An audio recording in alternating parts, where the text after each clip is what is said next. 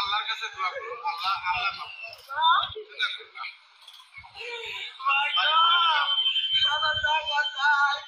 আমার অনুযায়ী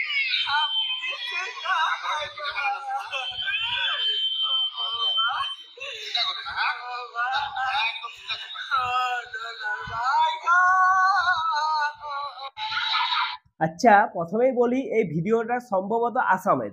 সেখানকার যে মুখ্যমন্ত্রী আছে হেমন্ত বিশ্ব শর্মা, উনি ওখানে যে সমস্ত বাংলাদেশিরা এসছে ইল্লিগেলি বা রোহিঙ্গিরা এসছে, ঠিক আছে, যাদের এখানে কোনো বৈধ ডকুমেন্ট নেই ভারতের নাগরিকের, তো তাদেরকে উচ্ছেদ করছেন। তো সেখান থেকে এই যে ভিডিওগুলো দেখতে পাচ্ছ, এখানে তোমরা দেখতে পাচ্ছ এরা এত কান্নাকাটি করছে, কিন্তু আসলেই কি এদের তো এখানে এভাবে আসার উচিত হয়নি না, ইল্লিগেলি এসছেন। তো আজকের এই ভিডিওতে এদের এই ভিডিওগুলো তোমাদের দেখাবো। তার সাথে সাথে এই যে সমস্ত অবৈধ রোহিঙ্গিরা আছে তাদের নিয়ে এক সময় কিন্তু মমতা ব্যানার্জি তাদের নিয়ে এক সময় বলেছিলেন, অনেক কিছু কথা বলেছিলেন, সেটা তোমাদের দেখাবো। এখন কিন্তু তিনি সম্পূর্ণ পাল্টে গেছেন, তো ওই ভিডিওটা দেখলে বুঝতে পারবে।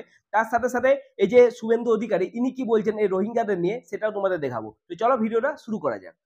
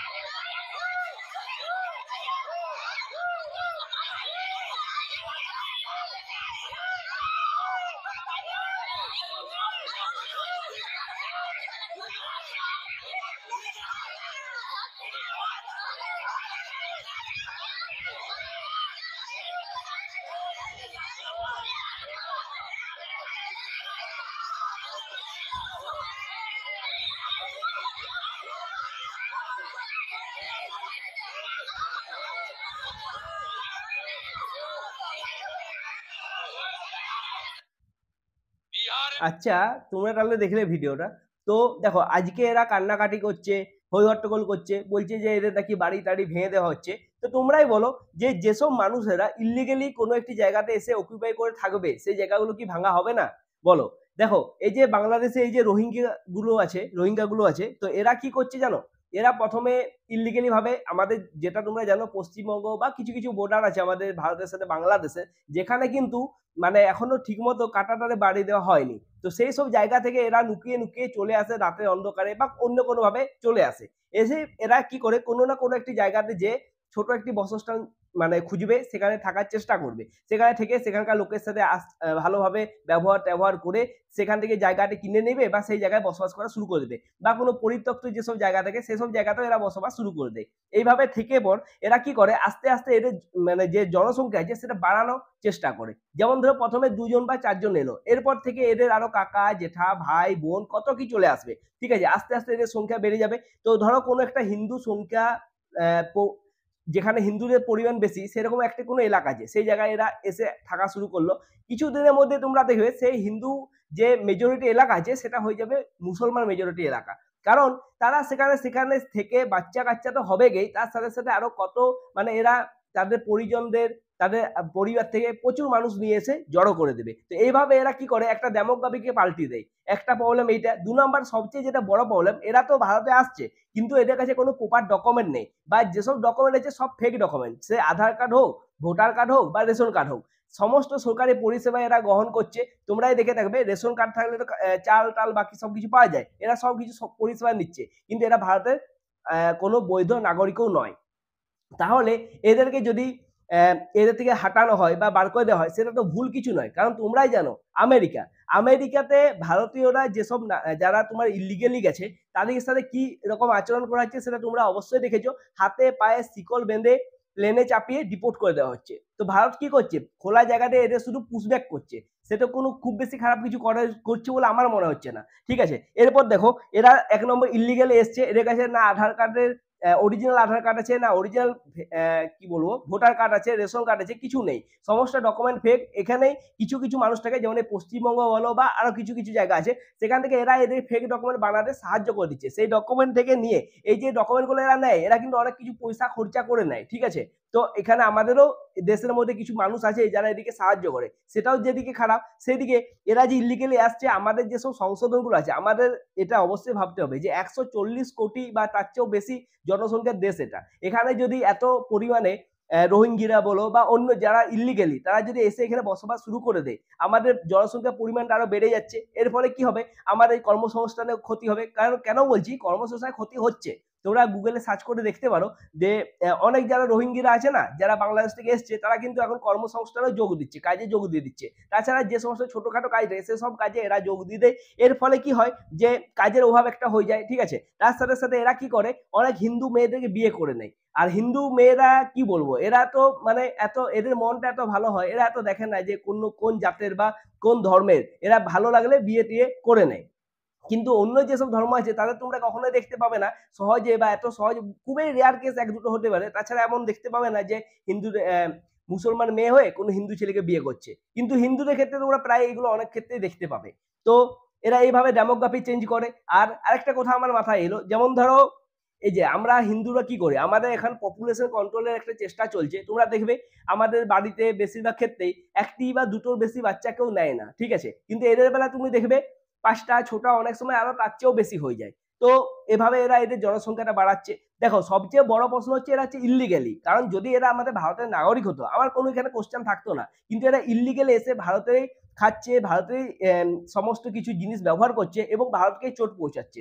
চোট পৌঁছাচ্ছে কেন বলছি তার পেছনেও কারণ আছে। দেখো এরা কি করে জানো? এরা এসে পর এখানে যে সমস্ত টেররিস্ট আছে অনেক টেররিস্টদের হ্যান্ডেলার হিসাবেও কাজ করে। তাদের অনেক কিছু সাপোর্ট প্রোভাইড করে। তার সাথে এরা কিছু রাজনৈতিক দল আছে তাদের তো একটা ভোট ব্যাংকে পরিণত হয়েছেই। যেমনটা তোমরা অনেকবার শুনেছো যে তৃণমূলের একটা ভোট ব্যাংক হচ্ছে এরা। ঠিক আছে? তো সেইরকম একটা ব্যাপার ঘটে। আজকে এই ভিডিওটা করার সময় আমি একটা খবর দেখলাম। আজকে এই ব্যাপারটা ঘটেছে কোচবিহারে। শুভেন্দু অধিকারী কোনো এক জায়গায় যাচ্ছিলেন তো মিটিং এর জন্য কোচবিহারে। তো সেখানে সুপ্রিম কোর্টের না হাইকোর্টের আদেশে নিশ্চয়ই গেছে, পুরো খবরটা এখনো ভালো করে আমি দেখিনি তাই বলতে পারছি না, তো যাচ্ছিল, তো তাদের উপর হামলা করা হয়েছে। শুভেন্দু অধিকারী নিজে কমপ্লেন করছেন এই যে হামলাটা করেছে এরা সমস্তটাই হচ্ছে বাংলাদেশের রোহিঙ্গিরা। তাহলে বুঝতেই পারছো এরা কিভাবে নানা রকম ইলিগালি কাজের মধ্যে জড়িত থাকে, তার সাথে সাথে এরা কোনো একটা রাজনৈতিক দলের ভোট ব্যাংক হয়ে বসেছে বলে সেই দল কিন্তু তাদেরকে সাহায্য করে যাচ্ছে।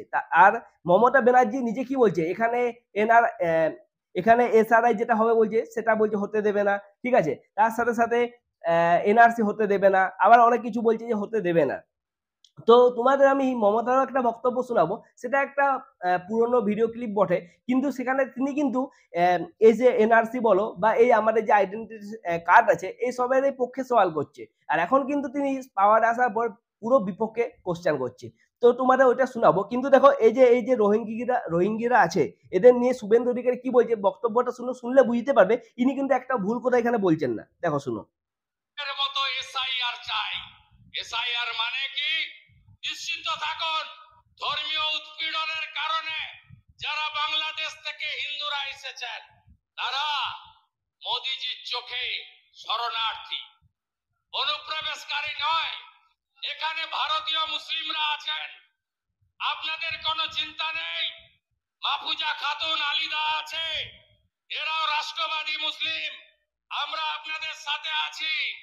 কিন্তু রোহিঙ্গা মুসলমান, বাংলাদেশি মুসলমান একটাকেও ভোটার তালিকায় থাকতে দেব না, দেব না, দেব না।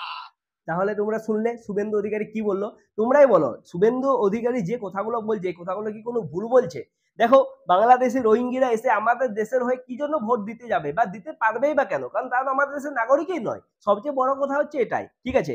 আবার কিছু যে দল আছে তারা এদিকে ভোট ব্যাংক হিসাবে ব্যবহার করছে, তাদের কথা শুনে এরা চলে, ঠিক আছে, তারা যেটা বলে সেটাই করবে, ঠিক আছে। অন্য যে সমস্ত দলের যারা নেতা আছে তাদেরকে এরা আক্রমণও করে অনেক সময়, তোমরাও দেখে থাকবে। আজকে যে ঘটনা ঘটে যেটা নিয়ে একটা ভিডিও আনবো তখন তোমরা বুঝতে পারবে।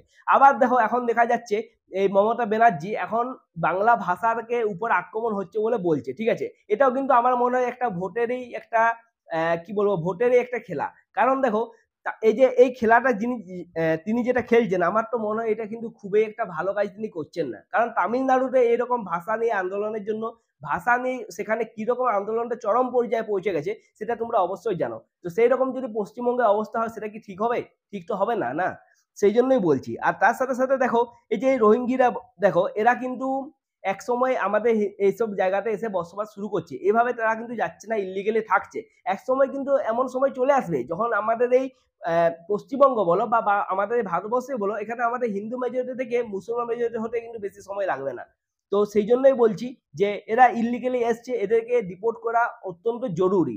আর এই যে মমতা ব্যানার্জি ইনি যে বলছেন যে বাঙালিদের উপর অত্যাচার করা হচ্ছে, তো এটা আমার তো মনে হয় না ঠিক। কেন বলছি তার পেছনে একটা ভিডিও আমি তোমাদের দেখাবো, সেখানে আরো ডিসকাস করব, আরো ভালোভাবে এটা নিয়ে আলোচনা করব। কিন্তু আমি বলতে চাইছি যে দেখো আমাদের সরকার থেকে ডিপোর্ট করছে কাদিকে বাংলাদেশিদের, ঠিক আছে, যারা কিন্তু ইলিগেলি এসছে, আর রোহিঙ্গাদের যারা ইলিগেলি আছে এখানে, যাদের কাছে কোনো প্রপার ডকুমেন্ট নেই। এবারে এখানে মমতা সরকার বলছে যে তাদের আধার কার্ড আছে, ভোটার কার্ড আছে, সেগুলো কেন নিচ্ছে না? তো সেগুলো সমস্ত ফেক, তো কি জন্য নেবে? তাই তাদের কাছে তাদের প্রপার ডকুমেন্ট খোঁজা হচ্ছে, যেটা তারা দিতে পারছে না বলে তাদেরকে অন্য তাদের নিজেদের দেশে বা বাংলাদেশে তাদেরকে ডিপোর্ট করার ব্যবস্থা করা হচ্ছে। এই প্রসেসে দেখো বাংলাদেশের লোকেরা যে বাংলা ভাষা বলে আমরাও কিন্তু সেই বাংলা ভাষা একেই বলি। তো এই প্রসেসে যারা হিন্দিভাষী লোক আছে, ঠিক আছে, অন্যান্য যে সমস্ত বিজেপি সরকারের দেশ আছে সেই সব জায়গাতে এদিকে পার্থক্য করা কিছুটা পরিমাণে নিশ্চয়ই ভুল হচ্ছে। আর আমার উচিতে বলে যে এদের অবশ্যই আরো বেশি পরিমাণে আরো ভালোভাবে আরো আগ্রহী হয়ে এই সমস্ত ডকুমেন্টকে চেক করে এদেরকে উপর ব্যবস্থা নেওয়া দরকার, কারণ অনেক সময় আমাদের বাঙালিদের উপরেও অত্যাচার হয়ে যাচ্ছে, সেটা আমরা দেখতে পাচ্ছি নিউজ মিডিয়ার মাধ্যমে, ঠিক আছে। তো যা হচ্ছে তার চেয়ে বেশি কিন্তু প্রচার করা হচ্ছে বলে আমার মনে হয়। আর এরপর বাকিটা শুনো, অনেক কথাই বললাম তোমাদেরকে।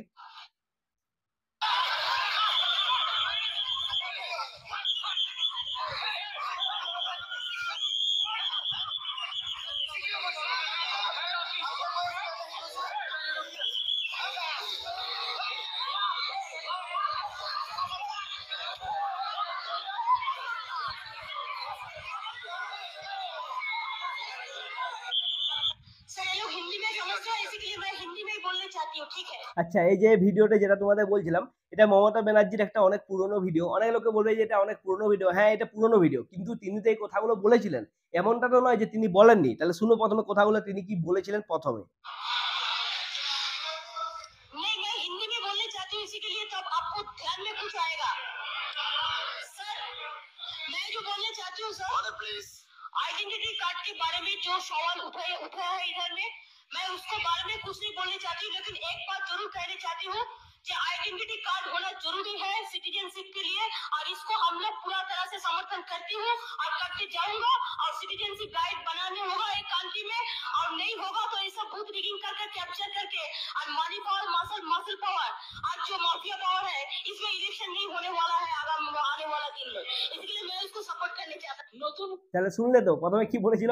সাপোর্ট করতে চাইছে এটাকে। কারণ এরা যাদের কাছে আইডেন্টিটি কার্ড ঠিকমতো থাকে না, তারা কি করে যে মানি পাওয়ার, মাসল পাওয়ার দেখিয়ে ভোটে রাজনীতিতে ফায়দা দেওয়ার চেষ্টা করে। তাহলে তিনি সেই সময় এই কথাটা বলেছিলেন। আর আজকে কি বলছেন সেটা শোনো। করে ভোটার লিস্ট তোলার নামে এনআরসি চালু করার ব্যবস্থা করা হচ্ছে।